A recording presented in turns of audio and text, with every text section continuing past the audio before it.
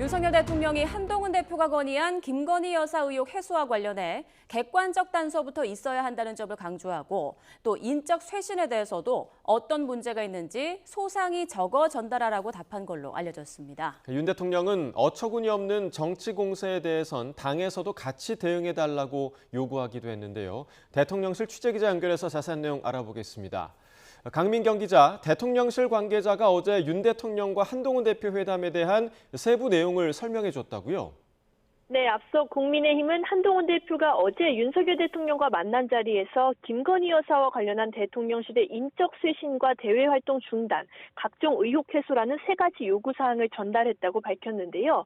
대통령실 관계자는 오늘 오전 브리핑을 열고 윤 대통령이 인적 쇄신에 대해 자신이 할 일이라고 설명하면서 어떤 문제가 있는지 이야기해야 조치하겠다고 답변했다고 밝혔습니다.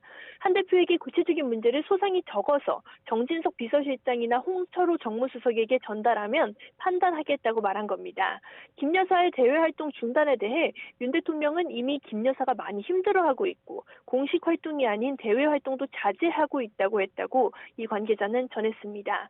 이어 전직 영부인들과 비교해도 활동이 많지 않다며 그것도 과하다고 하니 더 자제하려고 한다고 덧붙였다고 밝혔습니다.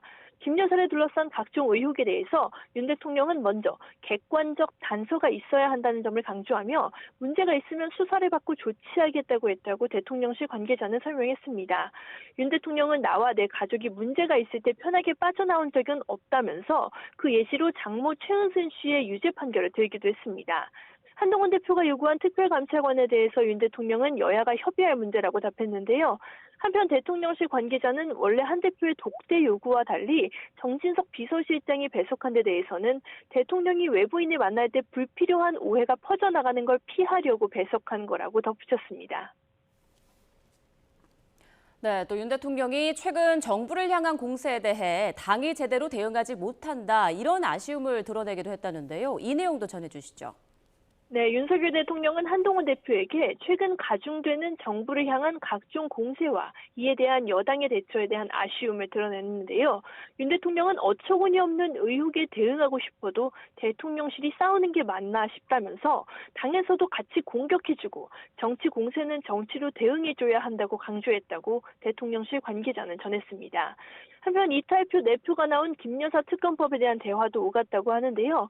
윤 대통령은 특검과 검찰 수사는 객관적 혐의와 단서가 있어야 하는 거지 정치적 의혹만으로 진행하는 건 아니라고 강조하며 여당이 헌정을 유린하는 법에 제동을 걸어 다행이고 감사하다고 전한 걸로 알려졌습니다. 80분간의 면담에서 대화의 비중은 윤 대통령이 60%, 한 대표가 40% 정도였다고 이 관계자는 덧붙였습니다. 대통령실 관계자는 브리핑에서 대통령과 여당 대표가 격의 없이 대화를 나눈 게 성과였다고 강조하며 윤 대통령도 할 말을 한 자리였다고 강조했는데요. 어제 면담 직후 한 대표만 요구사항을 잇따라 말한 데 그쳤다는 비판적인 보도가 나온 데 대한 반박 차원으로 해석됩니다. 그러나 결국 한 대표의 각종 요구사항에 대해 윤 대통령이 수용하겠다는 직접적인 의사를 내비치진 않았고요. 한 대표와의 다음 만남도 기약이 없어서 향후 당정 관계는 여전히 난항이 예상됩니다.